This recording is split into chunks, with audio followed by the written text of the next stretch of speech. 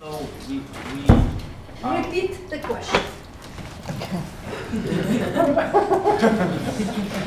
So the astronomers, they estimate they have different methods of estimating the mass of the galaxies. One is the total mass using gravitational effect. The other is the luminosity mass. But my question is, what is the uncertainties in luminosity mass, like the uncertainty in luminosities and uncertainty in the mass to luminosity ratio? Because we know often these light, they can be blocked by dust and many things in the space, and also we don't have very precise data of the mass to luminosity ratio about these astronomical objects. So is someone going to answer this tomorrow? Exactly. I think that this is very specialized. This is a great question, but we don't have the expertise.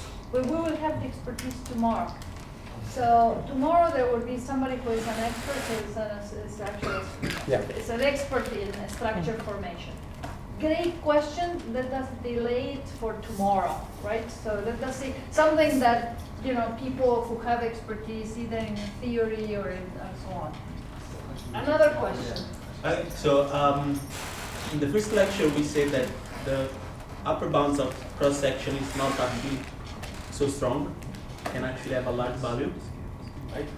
Of what cross section? Of dark matter with standard model particles. So scattering cross section. Yeah, like from other cluster bounds, something like that. No? At the upper bound, self-interaction. So that's a dark matter self-scattering cross section. No, probably talking with standard model, because the idea is that we have this dark matter detection experiment that's still underground and very shielded. Yeah. But so if the cross section is actually high enough that dark matter doesn't reach. So there is a problem that if you're shielding so much, you actually won't see the dark matter. And there are a few models that have this possibility. And so one of the ideas actually Dan McKenzie has been throwing around is that you do want to run always a direct detection. Can you repeat the question? Oh, sure. So the question was, like, if you have your cross section so large for some kind of particle, for dark matter, it may actually not be able to get to your direct detection experiment at 6,000 feet. So at 6,000 feet, it has to get through 6,000 feet of rock. And you're like, whoa, if it actually has a high interaction cross section, it may not even be able to get down there. And then we're going to set a limit, and we're going to say, oh, there's no dark matter, but really it's just all the dark matter has already interacted before it got to us. And yeah, so there are a few there are a few things out there which you could possibly have see this. And I know Dan McKenzie is super interested in running a detector at the surface or like near surface, so you don't have this effect. And I think practically, one will always run your detectors first at the surface. Like for example, both Sensei and us, we're running gram scale detectors right now at the surface. And I think so in the evolution of going underground, because underground is hard, you are always going to check this. So it would be really interesting if you saw it at the surface and you didn't see underground, and then you would really start to think, is this just a background, or is this really a signal from something with really high cross sections, like you talked about? So you're right that the direct detection experiments constrain a band of cross sections, dark matter nucleon cross sections. If that cross section is very large, they do not constrain it, and if it is very small, they do not either. But we have, I think there are also balloon experiments which go up in the atmosphere, because besides the Earth, it's not only the Earth that shields any potential signal, but it's also the atmosphere, right? So if you have something that interacts very strongly with ordinary matter, then it will also be it may also scatter in the atmosphere. So there are some balloon experiments that put constraints on that parameter space. And then the thing is that if dark matter interacts very strongly with ordinary matter, then you would also expect to see it perhaps in other experiments, like collider experiments or things like that. So. Yeah, so what about the cross-section? I just want to know the range for the cross-section of the shell impacting dark matter. The range for the cross-section of shell impacting dark matter is, you say that it's large, but I mean how large it is? So you're asking Cross-section for the shell impacting dark matter? You say that it's large. Self-interacting dark matter. For the self-interacting, to affect the galactic structure, you need a cross-section per unit mass of the order of barn per GeV. And this is a nuclear size cross-section. So this is the cross-section that neutrons have. And so if you have, then if you have heavier dark matter, heavier than 1 GeV, if you imagine 100 GeV dark matter, then this goes up to 100 barns. It's a large cross-section. But if you have a very heavy dark matter by GeV, it could be shell-impacting dark matter? If it is heavy, yeah. So it depends also on the coupling, right? So you can study different models. So I think we discussed it with somebody else before. So for example, if you take a very simple model where dark matter couples to, say, a dark gauge, a dark photon or a dark scalar or something, so you have essentially two parameters, the coupling and the mass of the dark matter. You can say that I will fix the coupling by requiring the correct relic density from thermal freeze out, right? Just to have fewer free parameters. And then if you do that, and you calculate the self-interaction cross-section, you will see that you get self-interacting dark matter up to about mass of 1 TeV even. Okay, thank you. In the morning we saw a lot of models, and most of them have dark matter, like fundamental dark matter vectors infecting the fundamental. Sorry, I don't hear very well. So a lot of. In the morning we saw interactions between fundamental particles with dark matter or standard model ones, but then the afternoon the direct detection seemed to depend on interaction between dark matter and nuclei. In the Lagrangian, what kind of terms would you write for that? What kind of what? What kind of terms would you write for that in the Lagrangian? For the interaction between dark matter and nucleons. So it is the interaction between dark matter and standard model particles, and then from that you calculate exactly what the cross-section for scattering of nucleons would be. So it is essentially the coupling with quarks mediated by whatever it's mediated, standard model mediators or other new mediators. So this is the fundamental coupling to quarks, and then from that you calculate the cross-section for scattering of nucleons. And that involves some nuclear physics, I guess, some form factors and things like that. Yes, you were answering this question that from quarks, there are certain, every time you pass from quarks to neutrons and protons, and then from neutrons and protons to nuclei, there are factors and couplings and so on, and there are errors in each of them. So there is even, I think, running of the couplings that people discuss recently. It's not so easy, right, to pass. If you really would like to, if you have a measurement and you would like to know what is the fundamental coupling, that would be a very nice problem to have, actually. Yeah. So we will solve it, but it's not so easy. There are many complications to pass from quarks to nucleons to nuclei. That's a good question. Answer. And I do think that's why you should always take these limits that like all these experiments put out. You take it with a little bit of a grain of salt, and like you should say the nuclear recoil dark matter limits, like relative to each other. You can say, oh, this experiment's better than that one. but it's much like, it's a little bit more challenging to say, is it really like, 10 to the minus 47, or is it really 10 to the minus 46 that the limit is? Because there's a lot of other factors that kick in there. Like there's astrophysical factors that are kicking in, like really what is that dark matter spectrum? And we just all choose to use the same model. So it's an apples to apples comparison. So we all have that same systematic. And then also we have form factors here. So it's nice to keep that in the back of your mind. So what do those plots with the curves that come down and then go off to the right look like if you allow for different numbers or different kinds of dark matter particles with different cross sections and different masses?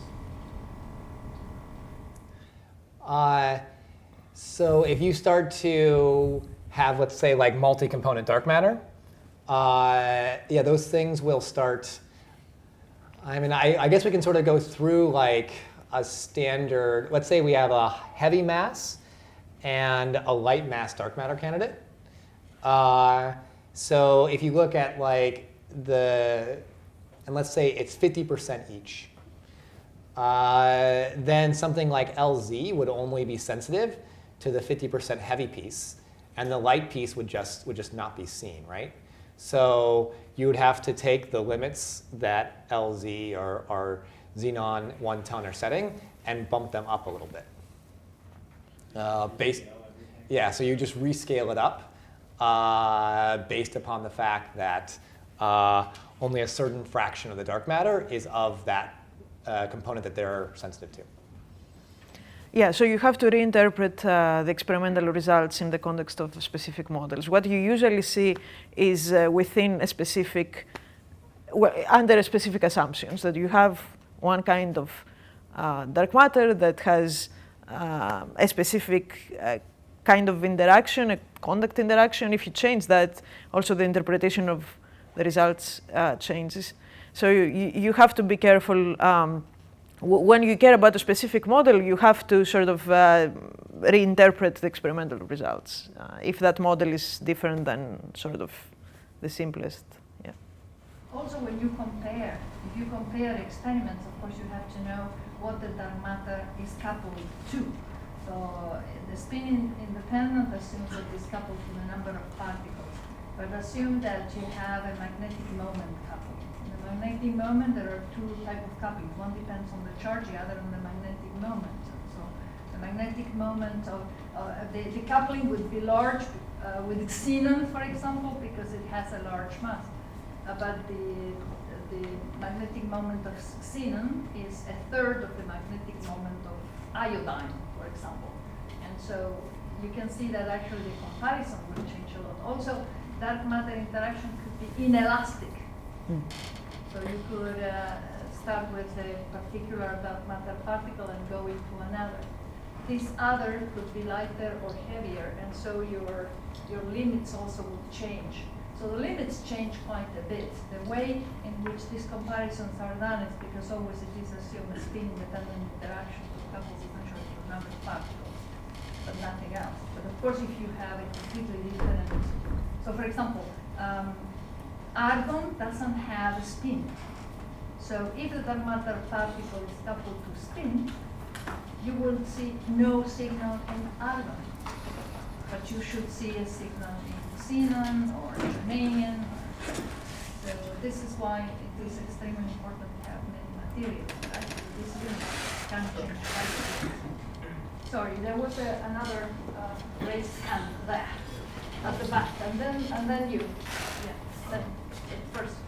So with these limits on the bullet cluster, you have to sorry, with these limits on the bullet cluster, they're meant to limit the like the cross sections, but sometimes self-interacting dark matter can change the shape of things like halos. How robust are the limits that come from something like the bullet cluster on self-interactions? I think they're more robust than the limits that come from the ellipticity of halos. I think, yes. And I think you're going to have someone talking about halos tomorrow, right? James Spurlock is the person you can.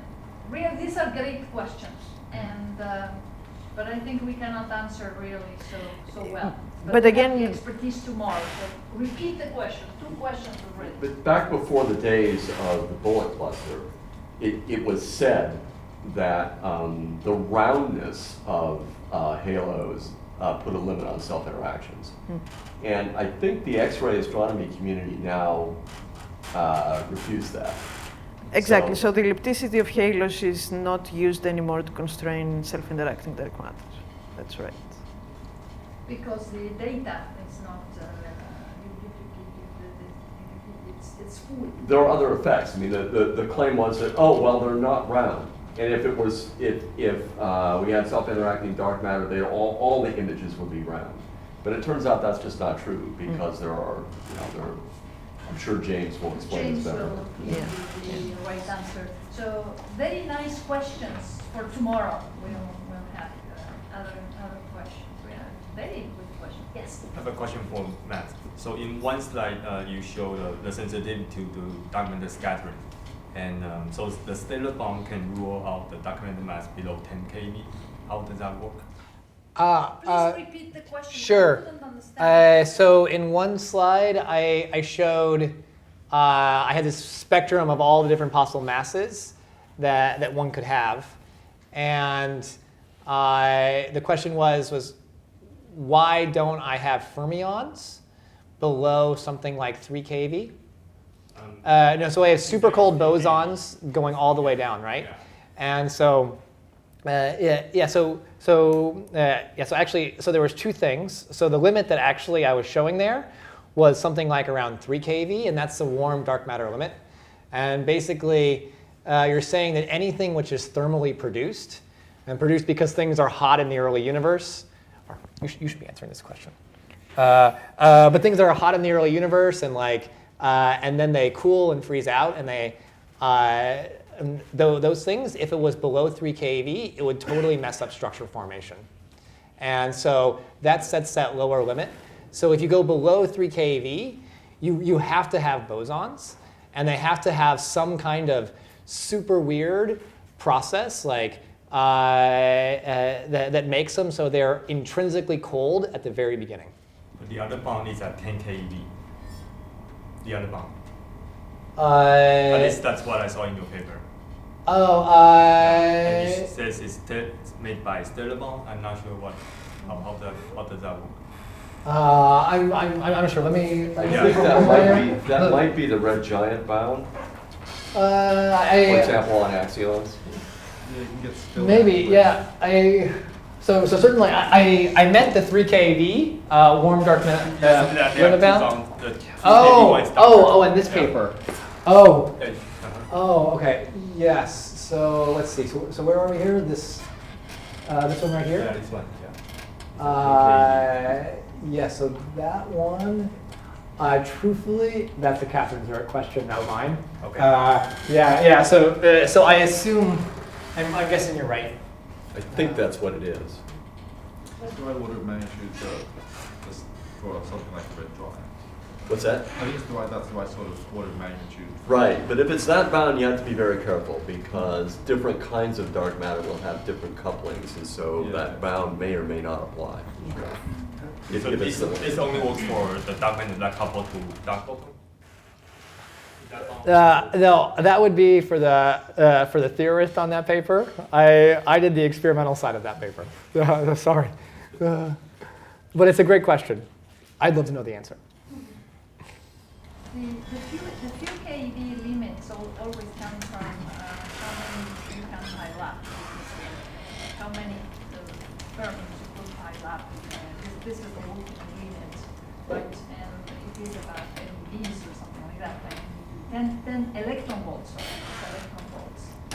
For bosons, of course, it could be anything because you can have them in condensates. So actually, the limit goes much below. Right? But for anything that has an observation number, then the lowest limit is. The issue is also the occupation number. I mean, if you would have a Fermi degenerate, you would have to say how you form a Fermi degenerate system, right? Usually you cannot form them. This is the Fermi degenerate fermionic system, it has to have a history, right? So there is no way which galaxies can be formed in that way. But yes, there was another question over there at the back. No? So, questions? So any other questions? Yes, yes, yeah. So you said that a motivation for asymmetric dark matter was the fact that you can say that the dark matter energy density and baryonic matter energy density are quote unquote within an order of magnitude. Are there any kind of models that are motivated from noticing that dark energy density and dark matter density are within an order of magnitude as well? So that's a good point. So ideally, we would like to relate the densities of all three components. But this is much harder than relating the densities of the dark matter and the ordinary matter. And the reason it is much harder is because the dark energy redshifts at a different rate than matter does. So with dark matter and ordinary matter, if you manage to establish a relation early on between the number densities, then that relation will be maintained by the expansion of the universe. If you do that with dark energy, this relation will not be maintained. So it is much harder, and I'm not aware, other than some vague recollection I have about, I think, Vetterich, who was working on some mass varying neutrinos that could explain this coincidence. Anyway, it is much harder, and there are far fewer ideas about that. To start with, because we have no idea what dark energy is. If you will have any idea what dark energy is, maybe you can fathom the idea of relating it, but it is very, very difficult. We have no idea really what dark energy could be.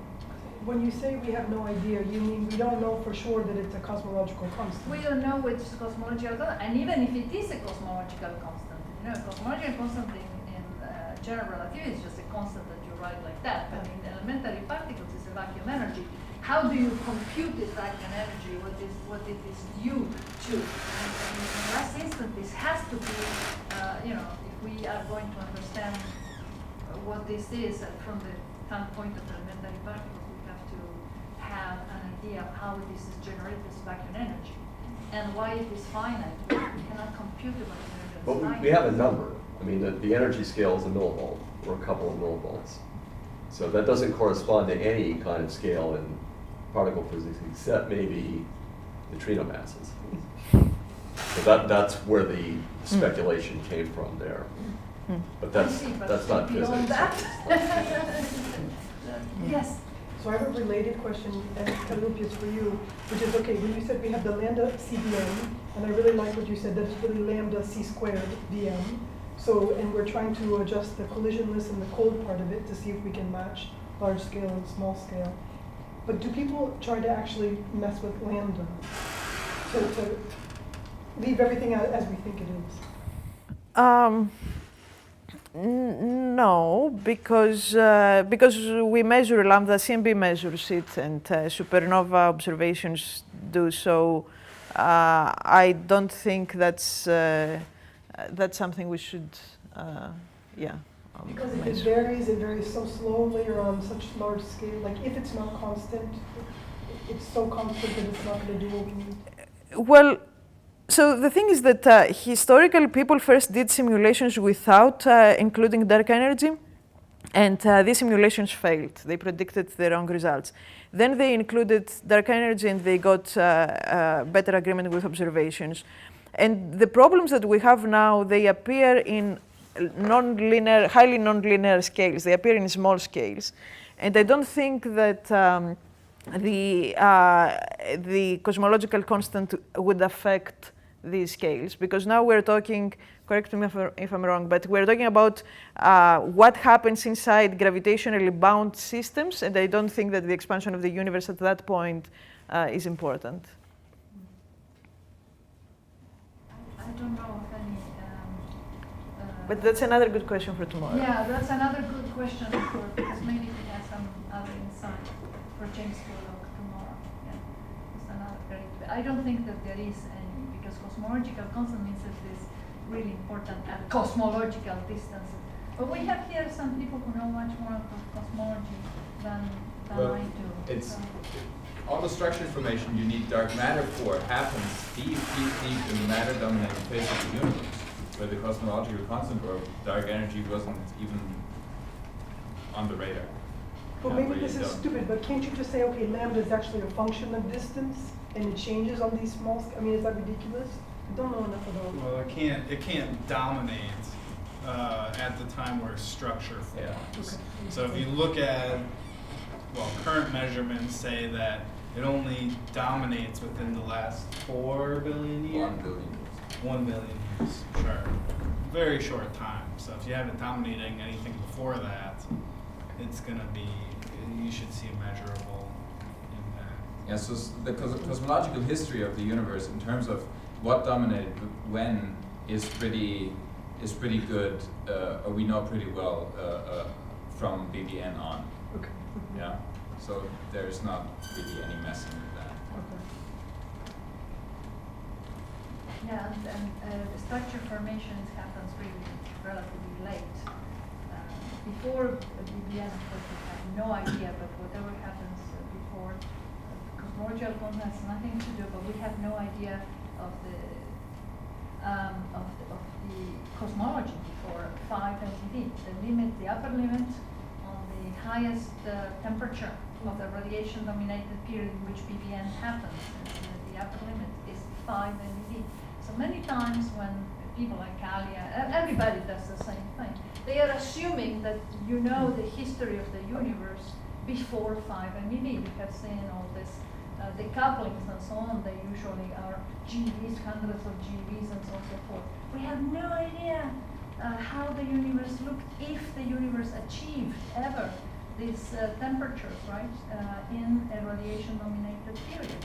They may have achieved those temperatures where the radiation bath was being created and was still subdominant. It could be very strange. And there are some very strange and still not rejected but not well studied pre-BBN cosmologies that are completely different.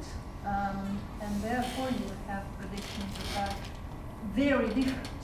Still the particle physics would be the same, but the abundance, the relic abundance would change by many orders of magnitude, right? So we have to be ready, right? When people compute now all this, make these calculations with percent, 1% or a few percent accuracy, right? They try to go through the QCD phase transition, the degrees of freedom and everything. 1% precision, you have really to work for that. But this is a test of standard cosmology as much of a test of particle physics. Because if the cosmology would be really different, then you could be orders of magnitude out of this prediction. So we have to be ready for that, right? But in all this history, cosmological constants completely irrelevant. Any event, any other question? I mentioned that, yeah, hello, yes. I was listening to Kallia. You showed a plot that there is a thermal line for symmetric dark matter, and asymmetric dark matter is only possible above the line, and below the line, only non-thermal dark matter is possible because symmetric part of the asymmetric dark matter is overpopulated, right? Yes. You can repeat. So you're talking about the diagram where I sketched, couplings versus mass, and there is some solution where you get the correct density via thermal freeze-out, symmetric freeze-out. And I said that above that line, you can have viable scenarios if you have asymmetric dark matter, and below you can have viable scenarios if you have non-thermal production. Yeah, but can you make that line a little lower by setting very large mu or something like that? Because in the plasma for asymmetric dark matter, you have chemical potential mu, right? So the freeze-out scenario can be a little different. And in this case, the thermal line can be lower a little bit for asymmetric dark matter. Right? Is this possible? Not sure if so if it is possible to change to shift the line. Yeah. So my question is for the asymmetric dark matter, is it possible to lower the symmetric thermal line by adjusting some parameters? If the cross-section could be lower than in the standard MO, I think that then you have the normal freeze-out. If the cross-section could be lower. For asymmetric dark matter. For just symmetric dark matter. Yeah, but for asymmetric if you dark could matter, go down. Well, if you have a different cosmology, so part of the point of that slide was to say that, well, you do this calculation under certain cosmological assumptions, as we just discussed. If you change these assumptions, if other things happen that you haven't in the universe that you haven't taken into account, this determination will change. So every time we do such a calculation, we make some cosmological assumptions. For the period before BDN. Yes, before. Some particles are produced after BDN. But for freeze-out happens n sigma b equals to Hubbard weight, right? And for the asymmetric dark matter, n is proportional e to the minus m plus mu over t instead of just m over t. So n can be much lower than the symmetric case. In this case, sigma b can be different from the symmetric case, and then possibly it made the line move a little lower. I think I may be wrong, but I think what you're asking is, you can write the chemical potential is not an independent number, independent of the asymmetry. You can write the asymmetry as function of the chemical potential, the chemical potential as function of the asymmetry. They are the same assumption. So you assume the value of mu, or you assume the value of the asymmetry, right? This is taken into account in your calculation. It's not that you can pick up an asymmetry and then you say, oh well, now I pick up a different mu and I will have something else. They are not independent parameters. It's just one parameter. And with respect to the other. In fact, the chemical potential is something that changes with the temperature, such that you maintain your conserved quantity constant. So, so you start out saying, well, I have an asymmetry, a conserved asymmetry. Then what does the chemical potential have to be? You can calculate the chemical potential for this eta parameter to remain constant. It's something that changes with the temperature as well. So even if you change the chemical potential, the symmetric line, the asymmetric dark matter should be above the symmetric thermal line. Yeah, asymmetric dark matter needs a larger cross-section. That's right. And the reason it needs a larger cross-section qualitatively to understand it is because the annihilation rate is suppressed just because you have less antiparticles. So the annihilation rate is the density of particles times the density of antiparticles times the cross-section. Because you have fewer antiparticles, the annihilation rate is suppressed. So you need to have a larger cross-section to get it back to what you want, so, roughly speaking. So her statement was very good, actually. Given the same assumptions on cosmology, every time you have a chemical potential, you will need a cross-section that is larger than if the chemical potential would be zero to get the right dark matter abundance. This is the statement. Yeah, right. Very, very good question. Any other question? There's just a little question then math. So your paper is with science right now. You can't tell us anything, but you fixed the leaks? Yeah. So I can say certainly the IR leaks are gone, or at least the biggest ones. So yes. What was the question? Oh, I'm sorry. No. So the question was, we can't talk. I can't tell, say what our science result is, but certainly. The science result of our new detector, the Luke-Neganoff detector, where we're seeing single electron hole pairs. Yeah. So. It's an argon detector. What? Tell me. It's an argon No. It's the Lugnaganov detector that's silicon, where we're where we're drifting. The paper that you mentioned. Yeah. The paper that you Exactly. Yeah. So we showed single electron hole sensitivity, and if you have single electron hole sensitivity and a gram day of exposure, and your leakage current is small and non-Poissonian, then you have world-leading results. Even now, which is in some sense shocking, that we live in a world where a gram day of exposure can give you a world-leading result on a direct detection cross section. So this is because it is for very light. Very light mass, Limits are really where there are literally no limits down there. Yeah. Right. So there's nothing, so you can be a pioneer. Exactly. No, it's amazing that a gram. Yeah, you can truly be a pioneer in this area. It's just shocking. But Like. you want the background to be Poissonian, not non-Poissonian. Yes, yeah. So it has to be Poissonian. If it's not Poissonian, you're dead, right? And so of those three things, what are the things we can say? Well, we can say that we have right now in the can enough. We have a gram day of exposure at the surface in the can. We can say we have single electron hole sensitivity. What we're not allowed to talk about is what leakage current we have and if it is Poissonian or non-Poissonian. Okay. And so those really are, it's just that triple. It is significantly better than what we showed, both in terms of leakage current and in terms of any kind of, and I actually didn't even show you a limit on Poissonian rate, but it's much better than that. First and then you. Okay. So this question is for Matt. At one point in your presentation, you were talking about the. You're saying if you get a high enough number of events from dark matter, it becomes like a radio source or something to that effect. Yeah. So as somebody who's more towards the theory side, could you elaborate and assume like that? I have no idea what that's about because that's okay. Yeah, no, that so might be think something like I might be thinking about doing and applying to my research maybe because I have no idea what it's about, but it seems like it might work. Okay, so like that's the other thing that's happened. Literally, like I would say all of these axions. Like there was one axion experiment that was being run, which was ADMX, and it's been around, I guess, for at least 2 decades. So they've slowly been working on limits.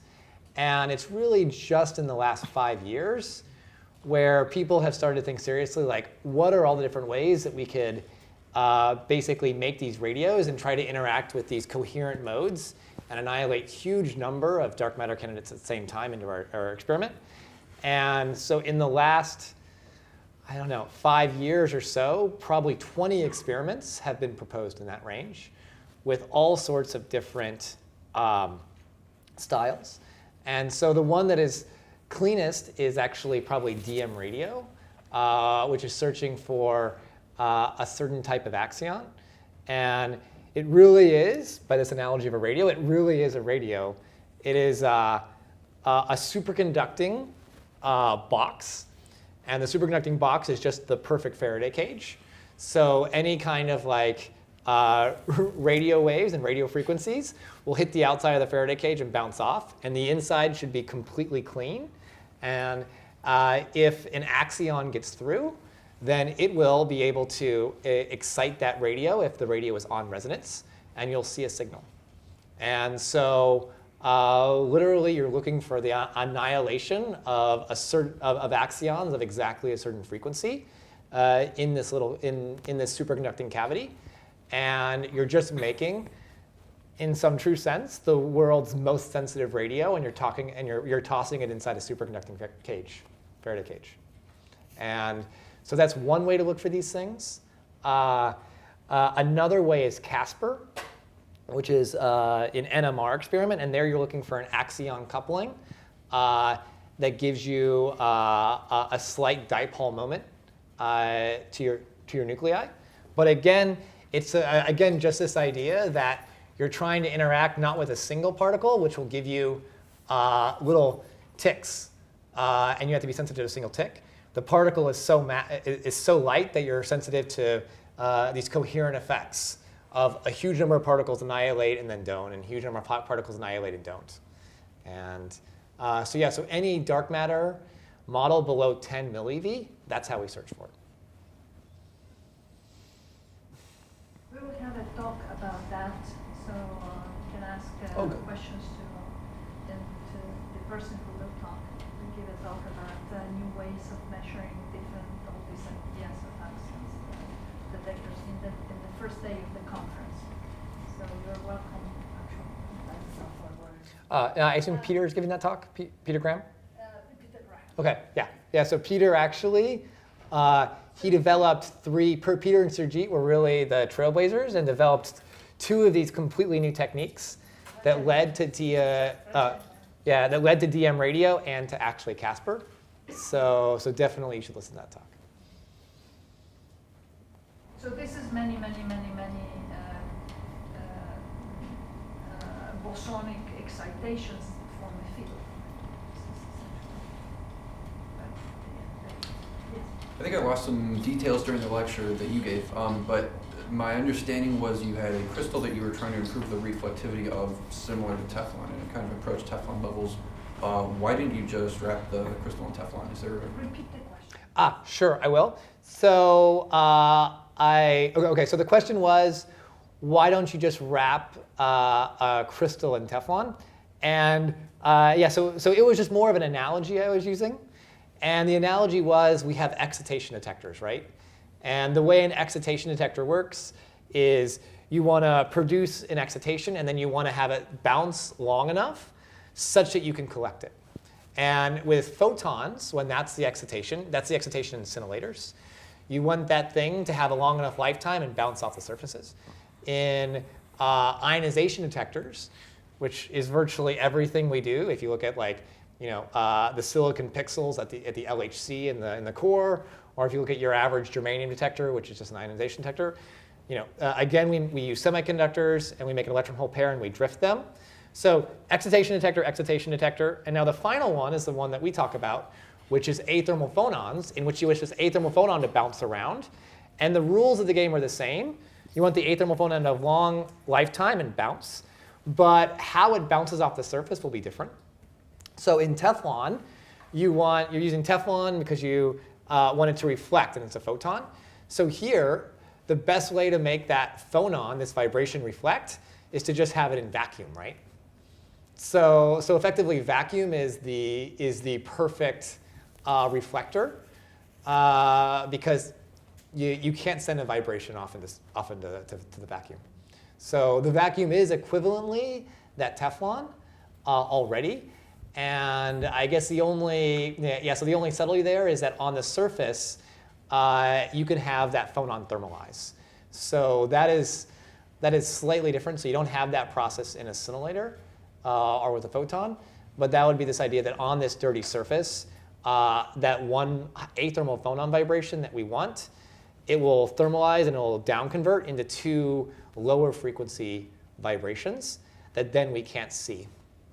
And that is the dominant thermalization process below 10 Kelvin in almost all crystals. Did that make sense? Teflon doesn't reflect phonons. Is that short? Yes. Okay. So yeah. Teflon will not reflect phonons. I have a question. Yeah. You were mentioning helium a lot, comparing silicon helium, and you said at some point that the way of measuring some of the properties in helium that you were describing was more an experiment similar to super CDMS than to the xenon type of techniques. But in super CDMS you have this thing, crystals, and then you have your readout very close, and then again it's segmented, as you say, all segmented. How do you do segment the helium? In which way would it be? It has to be segmented. Some ideas? Sure. So, I guess why is it similar?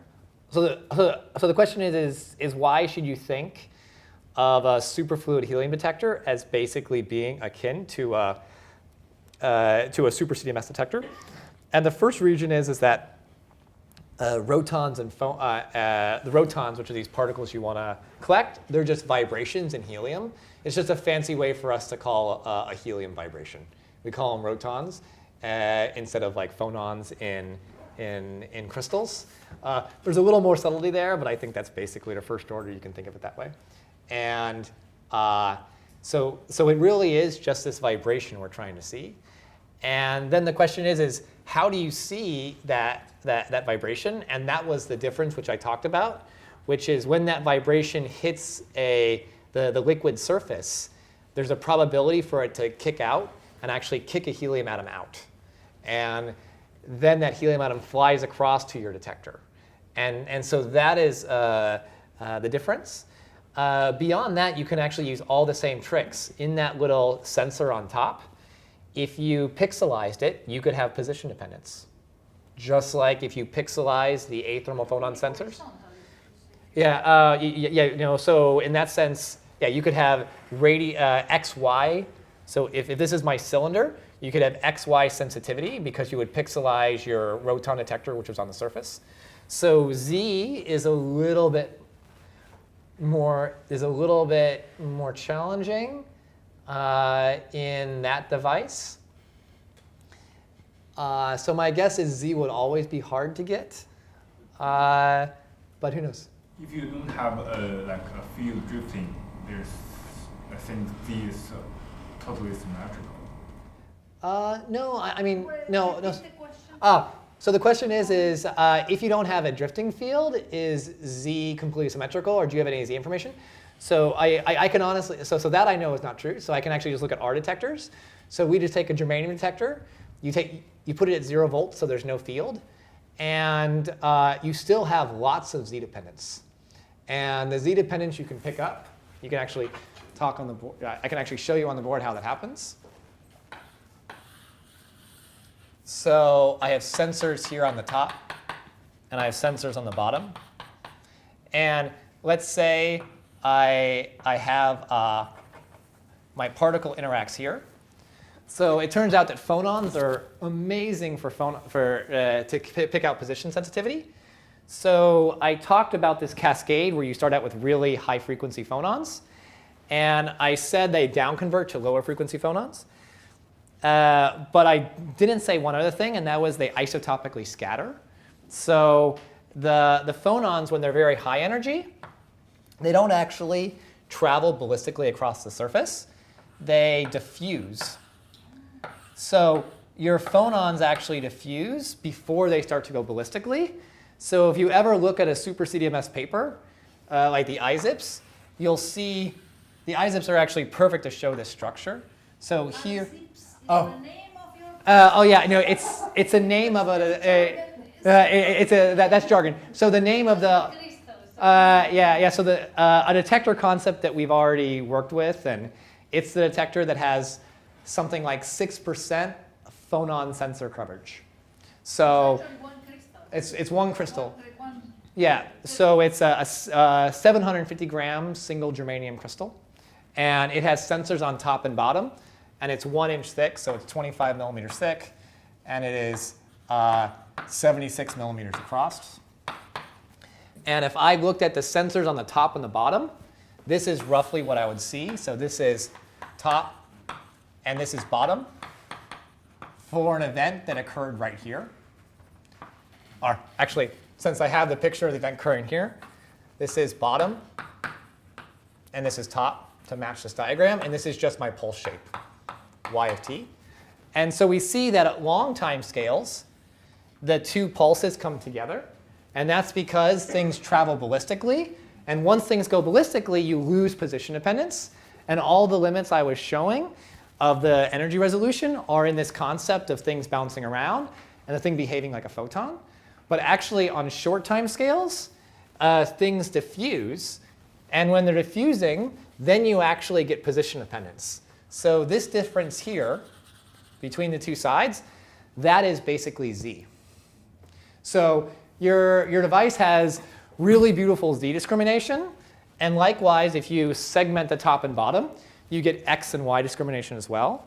And so it's actually coming from, bizarrely, it's the diffusive processes early in the system lifetime that give you the position dependence. And then it is then after it goes ballistic, then you sum them all together and you can see the other. How does that change if you have a voltage? So If you have a driving voltage? Oh, this is a great, so I can actually tell you something that we actually haven't written about, but I talked about the quantization and ER, NR, sorry, I should say, so what happens when you put a voltage across the crystal? That was the question. So what happens if you put a voltage across the crystal? And I'm going to put a voltage across in a weird way. So I'm going to go like this, where I'm going to put this at 0 volts. And I'm going to put this at, let's say, plus 10 volts. And then this at 0 volts. And this at plus 10 volts. And then on the other side, I'm going to do minus 10 volts, 0, minus 10 volts, 0. And there's a reason and now let's just look at what the fields look like. And then you're going to see something that's really cool. So here are your E fields that look like this. And then down here are your E fields that go minus 10. They look like this. And then you have E fields that go across. So notice something in that right here near the surfaces, the majority of your voltage drop occurs pretty close to the surface. It's actually within the, whatever this length scale is here, delta L. That is the length scale here over which the majority of the voltage drop occurs. And the same is true down here. So what happens is if I produce an electron hole pair in the bulk, so I have a particle interact, it makes an electron and it makes a hole. So the hole travels this way, electron travels this way, and if I had a standard planar E field, I would produce phonons evenly in Z. If I have this kind of structure, the phonons are all, the majority of the loop phonons are produced here and here, and then only something like 1/3 are produced along the line. And so you can start doing really neat stuff with this, and I didn't actually talk about it. But you can, for example, do surface discrimination, where an event that occurs here, all the loop phonons are generated very near this surface. What you do when you drive now at present, you have already a CDMS light or super CDMS light, or whatever it is. This small super CDMS experiment in which you put the driving. So is that what you do? You put this weird voltage? So for the high voltage experiment, we've so far only done this, where it's an even planar field. For our low voltage experiment, which was originally for high mass, we use this concept of this field. And you can sort of see the reason why we were doing it. We were doing it to read out charge. And we were saying if the event occurs near a surface, then the charge is only collected on this electrode. And if it's in a bulk, it's collected on both. So that was the original idea. What we've recognized is that actually you can take that concept and you can push it down to these very light mass scales. And you can say, what is another way? So I talked about quantization, giving you ER, NR discrimination. I personally think this is the better way to go, where you say if you actually have the capability to, so let's say I look at nuclear recoils and electron recoils. So let's say this is a nuclear recoil. It will give me, and a nuclear recoil will look like this. I'll get a big blob here in the center, which is my recoil energy phonons. So if I think about, let's say, 30 eV of nuclear recoil energy will give me 1 electron hole pair, and it'll give me 30 eV of nuclear energy. So I have 30 eV here. And then I have drifting. I have 30 eV of loop phonon energy in this column here. So in that column, I have 30 eV. And then here, I have 30 eV given off. And here, I have 30 eV given off. So that's how roughly it splits up for, I'm sorry, if it was 100 volts across the crystal. So here with 10, This is, I have 20 volts across the crystal, so let me just recreate this. I have 20 volts across the crystal, so this is 7 eV in the column, 7 eV here of recoil energy, and 7 eV here of phonons there. Yeah, so 1/3 in each case. So now let's look at an electron recoil. An electron recoil of 30 eV will give me 10 photons on average. So it'll give me a huge amount of stuff up here, a huge amount of stuff down here, and it'll give me the ratio of this to this will be totally different. So if you can design a detector that has really good sensitivity to things that are near or far from your where are the phonons generated, near or far away, then you can use that as ER/NR discrimination. And but this is not what we're doing now. No. This would be super CDMS. Yeah. Oh no. Well, no. For Gen 2. So this would be. So this is one of the concepts that we'd like to put into play, like in 2022. So the next phase of super CDMS, we would like to test this idea out, and we already know this works. So one of the things I did actually in my thesis was we tried to use this technique of just timing alone to do discrimination without any kind of ionization direct, only to use the position dependence of the Luke-Neganoff phonon signal in the IZIP. And in a system that was very poorly designed, we were able to do 10 keV electron recoil, nuclear recoil rejection at the 1 in 2,000 scale. So it was actually it was excellent sensitivity, but it was at 10 keV. So the question is could we take that and do it at 100 eV? And I think the answer is if we bump up the sensitivity of the device, we could actually fully regain ER/NR discrimination at that 30 eV scale using tricks like this. And I think these tricks are sort of cool, right? They're ideas of you somehow want to convert this idea of you want to separate in space the Luke-Neganoff production from the recoil phonon production. And if you can separate in space, then you can, and you have position dependence, then you can do ER/NR discrimination. And I think this is an idea that we will, over the next, let's say, once Super CDMS itself is built, we will start to push this as an R&D idea because it seems to be so promising. It can do 10 keV. What about 3.5 keV? Oh, I mean, it should certainly be. Well, this device was with a 10 keV. I think that had 250 sigma EV total resolution. So we're way below that now. I mean, even our new Super CDMS devices can go.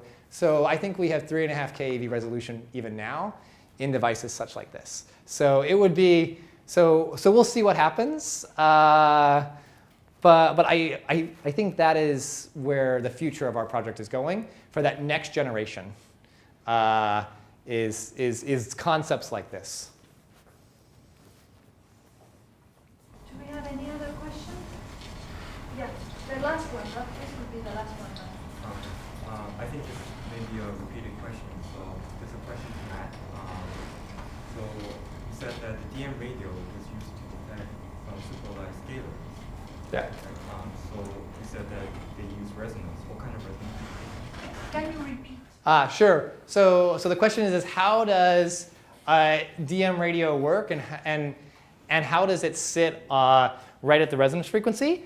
And that literally is a LC circuit. So they literally have an inductor and a capacitor, and they sit right there on some resonance. So it's exactly how your radio works. Yeah, it's like a tuner. It's a tuner, yeah. It's just tuned to that frequency. For example, you talk about axions. Yes. So axions, in the presence of magnetic field, there's axion-photon conversion. So when axion passes by the detector, maybe some kind of electromagnetic mode is generated, and maybe there's some device to catch that. Exactly. Yeah. So what you do is you tune. So in their system, they have a cavity, and they're going to tune that cavity to a precise frequency. So photons of that frequency will be absorbed incredibly strongly. And therefore, when that axion conversion occurs, so they have some magnet, when that axion conversion occurs, then they'll be sensitive to that frequency. So in the case of axions, it is possible because you have axion photon coupling, but for the other kind of scalars. No, yeah. So for example, the dark photon. So the dark photon is just always coupling in some sense. It always has the ability to. It always couples to the photon in some sense to a very small degree, and so it always has that opportunity to just transfer over and become a photon for a short time. Okay, so any scalar that indirectly or directly couples to the photon, then Yeah. you can always detect it. Yeah. All right, well, thank you. I think we should thank our